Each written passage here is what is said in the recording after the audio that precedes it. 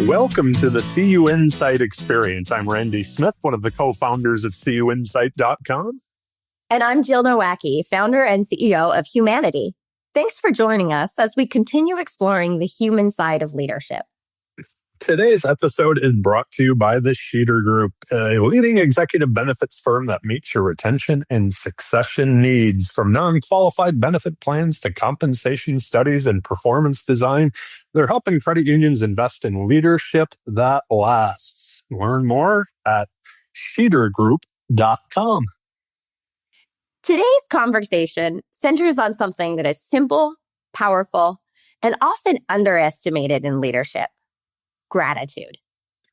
Gratitude may sound soft, but its impact is anything but. Leaders who intentionally practice gratitude create strong cultures, deeper connections, and more resilient teams. It shifts the energy in a room, reframes challenges, and helps people feel seen and valued. Gratitude isn't just a nice to have, it's a leadership strategy. So today we're unpacking why gratitude matters, how to cultivate it, and how it can reshape the way we lead. And I will just jump in with the first question here. Why, Jill, does gratitude matter so much for leaders? Well, as you said in the introduction, gratitude fuels that positive culture. It strengthens relationships. It encourages people to bring their best. When things are hard, that appreciation goes a long way in engaging people and bringing them in. And it lets them bounce back better when things are kind of bad. If they run into a challenge, that gratitude will really build resilience with it. Resilience and trust, that I also feel. It shows people that they're not just like a cog in the wheel, right? Like that they're part of something a little more meaningful. I think when leaderships show their gratitude to others and genuinely show it, that's another big thing. Absolutely. It's such a key element of engagement. So I talk often about being certified in the Harrison assessment. And there's this one little teeny tiny module in that assessment that looks at what people's expectations of the workplace is. And it has 10 of them that come in. And one of those is wants appreciation. And something I always find really interesting on that is that of those 10, there are some that I can look at and say, okay, people earlier in their career are more motivated by this. So like social opportunities, for example, is something early career people want. But that wants appreciation, that's one that people at every level tend to score pretty high in. And that's because that idea there of when you feel appreciated, you feel seen, it's going to increase your engagement. It's also going to increase your motivation too. I think there's such a difference there too between genuine appreciation and just recognizing someone, right? We can all tell when somebody really appreciates something that we've done. And so I think as leaders, taking that step back and going, I didn't do this alone. Yeah. And I wouldn't be here. It takes the I away and becomes more of a we when you really start to take that moment as a leader to pause and reflect and see what you're grateful for. Yeah. I would say another way I would distinguish maybe this concept, at least in the way it processes in my mind, of like recognition versus that genuine appreciation. So people get recognized for like 5 years. So here's your recognition. I got you a certificate. Thanks for your 5 years of service. All right. That is recognition. But the difference between that and genuine appreciation, which is this expression of gratitude for the contributions you've made. So it's not just, hey, Randy, thanks for showing up. It's, hey, Randy, you built this thing and this is the impact it had. And that appreciation, to be able to really tie it to like, you're making a difference. That's what creates that additional motivation and engagement, because now you're connecting the why to it with that. So expressing that gratitude, not just, well, I'm thankful you showed up, but like, I'm grateful for the way you dug into this project, and what it did was make the client happier, make the member actually be able to make their loan payment, make my job easier, whatever that is with that.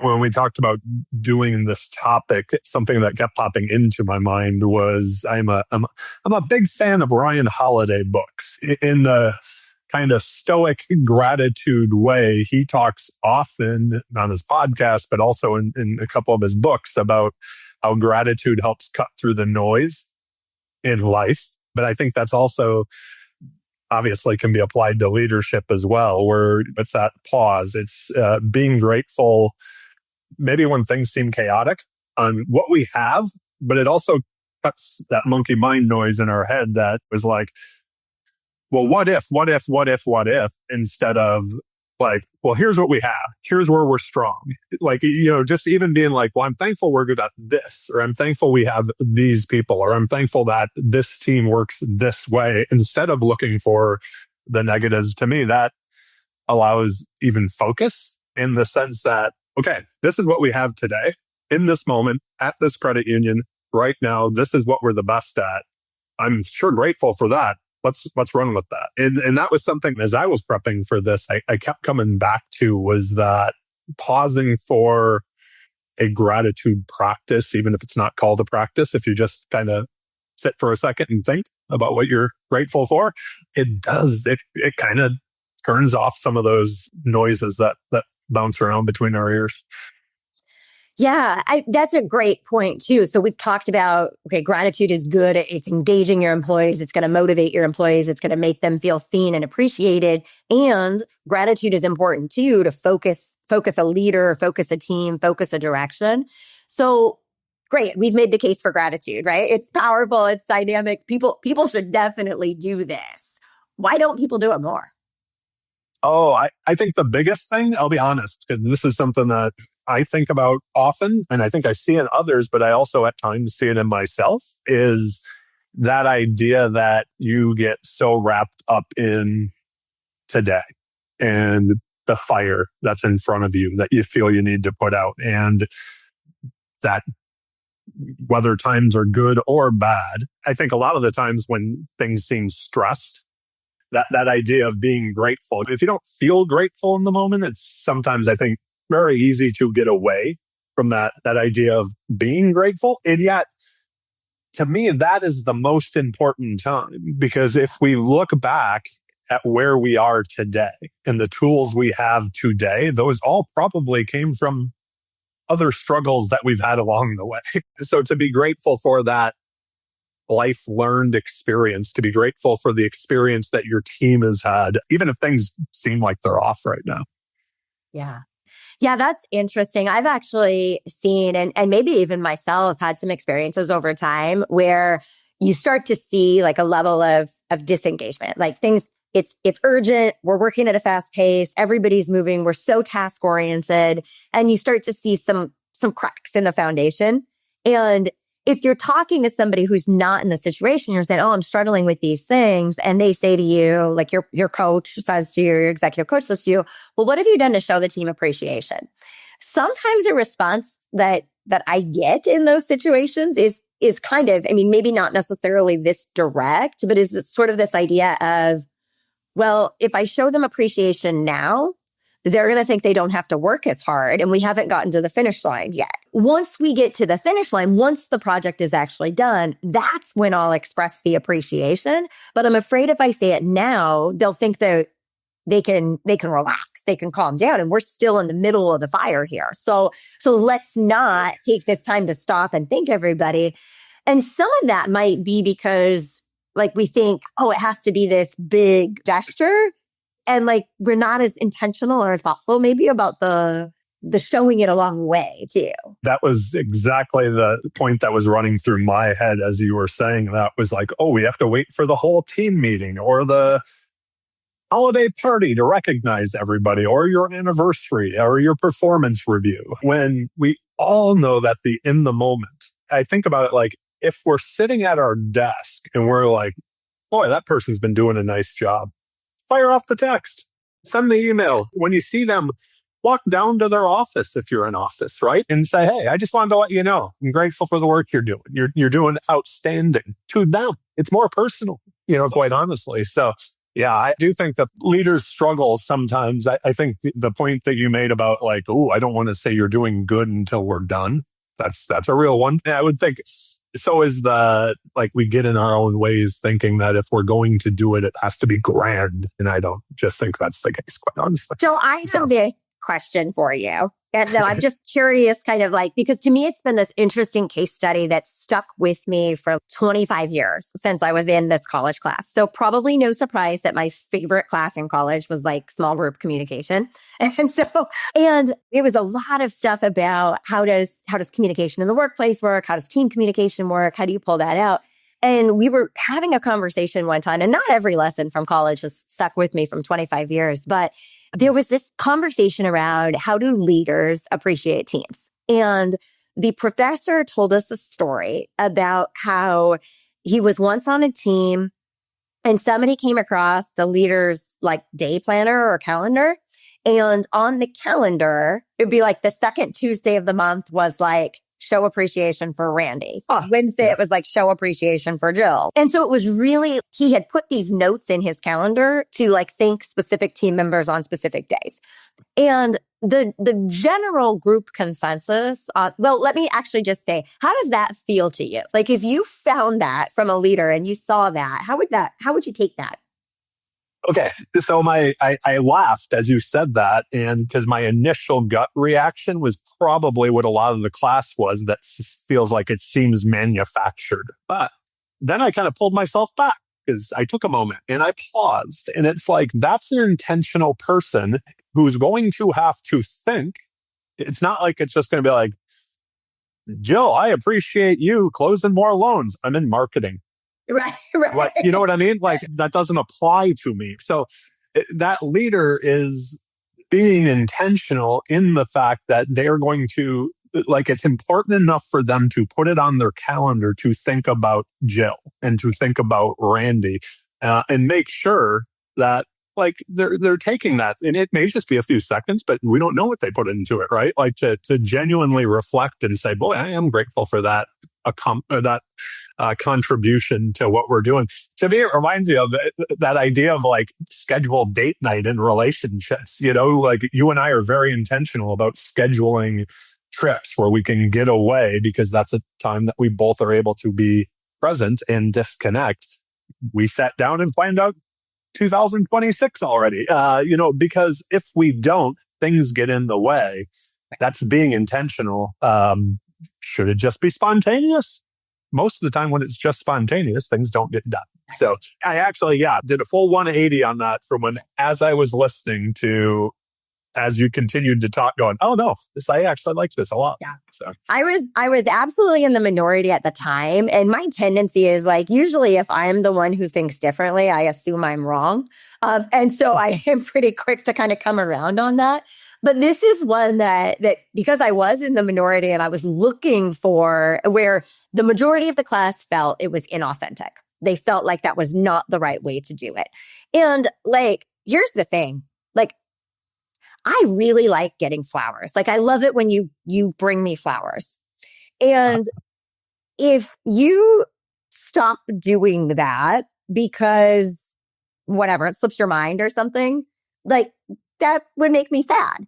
If I found out that you had a calendar reminder like once a month that was like, send Jill flowers, I'm not going to feel like it's inauthentic that you needed to set yourself a reminder. I'm dropping hints right now to you, by the way. No, but I'm not going to feel like that's inauthentic because like you still have to, like, just because it takes a prompt, like life gets in the way. Things happen, time passes. And so that idea of like a leader needing to be like, oh, have I, like that prompt that says, have you done this? And the reason why I didn't think it was inauthentic when the class was debating this is because needing the reminder of, hey, you have a team and you have to talk to them is not the same as saying, to your point, thank Randy for all the loans he wrote. Because it didn't say, tell Randy that you like the tie he's wearing today. So to me, that those are just steps in intentionality. And I think what can sometimes get in the way is life happens and we forget. We schedule the most important things in our life. Yeah, absolutely. I mean, we really do, right? Like, so if you look at your calendar and are those meetings more important than gratitude? Is that phone call more important than your team? Like I said, 180 on that for sure. As we're moving through, any hacks, tips, that type of stuff, how can leaders bring more gratitude into their daily leadership? Well, maybe what I was just talking about kind of jumped the gun into this because I do think there's value in making it consistent, creating a habit of it. So we talk about journaling a lot. We talk about meditation, and there are so many studies that say do a gratitude journal for 30 days. And if you do that for 30 days, suddenly gratitude will become part of your life because that's when you're building that habit. So in that same way, as a leader, if somebody's listening to this podcast and they're like, you know what, I could do a better job with gratitude, that first step should be find those quick little wins that you can do consistently every day to create that lasting impact with it. I think you bringing up the gratitude journaling or a gratitude practice, I think can be so important, and it kind of trains the brain, right? I mean, I remember at times doing a gratitude practice for a period of time where some days you don't think of, like, you don't have something at the top of your mind and you're trying to come up with 3 things while you're in that moment or whatever it happens to be. And I do remember one day, but it was amazing to start going down. I was sitting having breakfast, journaling, and the avocado was delicious. And it was like, where'd that avocado come from? Who grew the avocado? Who brought it there? How did it get to the store? Just in being grateful that somebody made a really good avocado that day.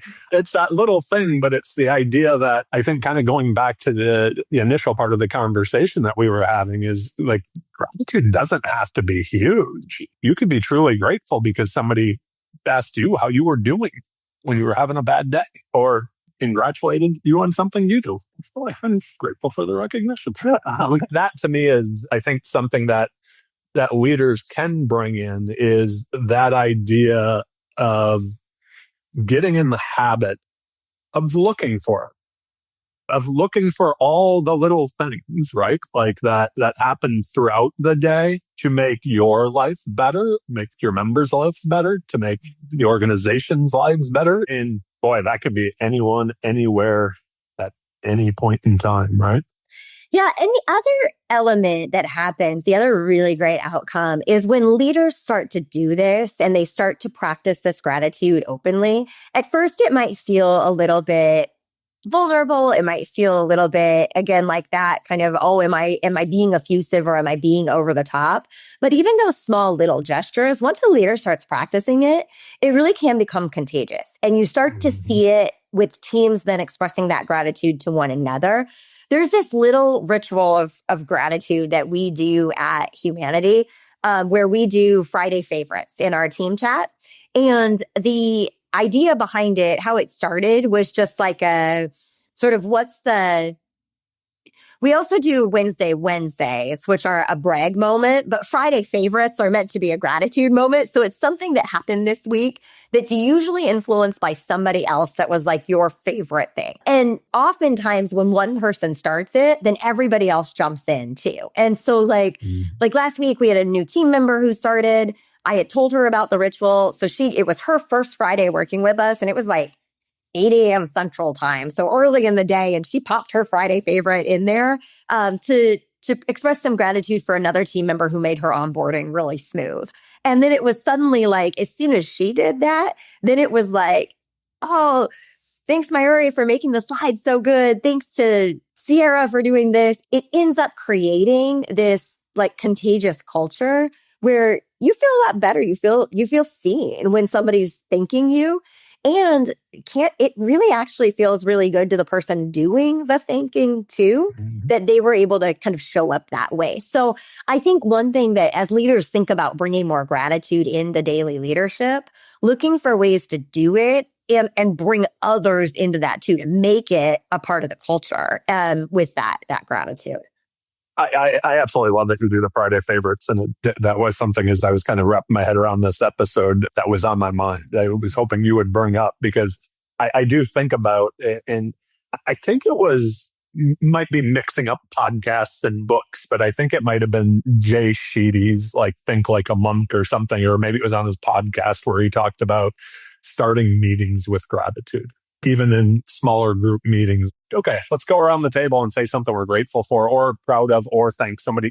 Even if there's going to be difficult conversations that come from it, like let's start from that type of place. And I know he has mentioned before, and it's something we all know. When you get that note, I think of like a past guest of ours who's been on the show many times, Miss Renee Sattywhite. She is so good about sending a note, sending something. And I mean, we may not check our mailbox that often, but when we see it, we're like, oh, isn't that so sweet? Yeah. But that idea of whether it's a handwritten note, whether it's that message that's not about anything else. It's not like, hey, I'm grateful for that work you're doing. Do these 10 things now. Mm-hmm. Or whatever it happens to be. I think there are these things, whether it is scheduled, like you mentioned before, whether it's weekly, whether it's the start of meetings, there are these ways that we can establish a practice. We can become disciplined at gratitude, just like we could anything else. I think that matters. If we want, there's significant amount of work out there that says if you want to be good at something, the best thing you can do is keep doing it over and over again. And it's the same way with gratitude. What's that? And when you find yourself that you're not doing it, you can just start again. You don't have to wait until Monday. Right. So. Or until the end of the quarter, or until the big all company party, or whatever. Right? Yeah. Now, you can start as soon as you finish hearing this podcast, you can send an expression of gratitude. Right? There does not need to be a gratitude policy, or strategic plan. So when you think about your leadership journey, your life, your interactions with team, how has gratitude shaped your journey? Overall, I think it's helped me stay grounded. When I think over the history of CUInsight, maybe this even comes from the fact that Dave and I started CUInsight. So I've tried to be and then more people became involved with CUInsight. So like even from the beginning, to me, I was very intentional in the we. And I was very grateful. You've heard me say it a million times. Many people have heard me say it a million times. Like Dave and I have been doing this thing together for a long time as business partners now. And I am grateful for, as two people that are to the outside very opposite, boy, have we had a cohesive relationship the whole way through, right? And tend to be on the same page and tend to, when things come up, we tend to work through them well. And I am very grateful because we've all heard of bad partnerships, leadership teams together that just clash. And when I think over, I think it's like 17 years now or something like that, maybe 18, I'm not sure what it is, but I can't even tell you the times that we've actually where there's been that kind of an issue between the two of us. So that's something I'm grateful for. Then I think of the growth of the organization and the team and where we've been able to go. That idea of, again, where we just expanded, then it went from Dave and I to one employee, one new team member at a time, right? Growing to where we are today. I'm not lost on that. And how accepting that, I mean, the amount of times I think half the reason I go to GAC still is because it just fills up my cup. And I feel so grateful for how accepting the credit union movement has been to us. And the same reason when I go to Africa and work with Acosta, it's they're thanking us for being there. And I'm like, no, I should be thanking you for letting me be here. So I do think that having a gratitude practice, and even when I get away from, let's say, maybe doing it in a written way or something of that nature, I think it's still in me that idea of, I hope, and I think I do a decent job of pausing and being grateful for moments and things that happen around. And I even think back, and this is just something over the past, I think, couple of years of changing my thank yous to I appreciate you, no matter where I am. So if I'm checking out at the supermarket and we're at Whole Foods and the person bags the groceries and I didn't have to do it that day, and I'm like, thanks, I really appreciate you doing that. Just taking a moment because I did. So, and I think that's the same, whether it's, we'll get a text message from John in a few days. That's picking out titles for this podcast and quotes. And I hope he knows that. And I think I tell him, hey, thanks, man. I appreciate you. Can I ask you a potentially highly vulnerable question? Oh, man. Sure. So I think that it's quite likely. I think that there is often an uneven playing field between the boss and the employee. Similar to almost like a parent-child, sometimes in that way. Not in that it has to be a paternalistic relationship, but that there may be different expectations about how and what each contributes. And so you started talking about your appreciation for Dave and your appreciation for one another in creating this. And what I feel is often true is sort of the higher up you go or are in an organization, maybe the less likely it might be that someone expresses appreciation for what you've done or your contribution, because it's kind of taken for granted. Like, well, you're the boss. Of course, you should give at that level. And so I guess I'm curious if you've experienced that, what I'm saying, if that's been your experience too, is sort of the higher up you are, the less likely you may be to actually hear appreciation for your contributions. And then if so, where that sits with you. It's very interesting. So one thing I was thinking of as you were saying that, because I'm like, oh, okay, I can kind of see that. Because it's like one of those weird things. Do you tell your parents that you're proud of them? That parents tell their kids that they're proud of you. And it sounds, you know what I mean? Like, or if somebody who's older than you or maybe more experienced does something, you're like, hey, Mike Valentine, I'm proud of you. You're really doing well. Like, it sounds weird, but it's still nice. Like, even if he said it the other way, you'd be like, just because he's been around a little longer. You know what I mean? Like, so I hear you there. The one thing that it did have me thinking, though, is being the leader and being like, you know, in my case, one of the founders of CUInsight, I've over the years received a lot of appreciation and attaboys from outside the company that probably don't flow as much to all of the other team members, as like where people are like, hey, you're doing good there, guy.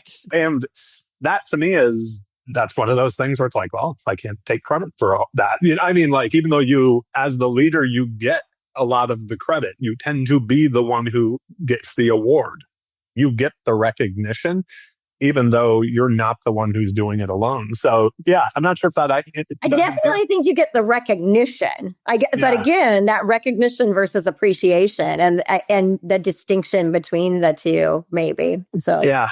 You know, I mean, you know me well. I don't know if it's Midwestern values or the aw shucksness or whatever it happens to be. But to be honest, if somebody was like, hey, I really appreciate you, that, like, you know, was one of my team members, I'd be like, no, I appreciate you. So I mean, that's just I suck at compliments, I guess, or I just try to turn them back to, no, you're great. I don't know. I do think it's an interesting thing that, you know, maybe from time to time, or, you know, when we see it, we have friends who are now retiring.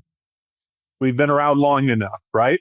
People love to show gratitude and appreciation at the retirement dinner or the award show. Like, you're the greatest boss there. You know, I mean, like, so, but did they receive that same daily affirmation from their team for the past 30 years?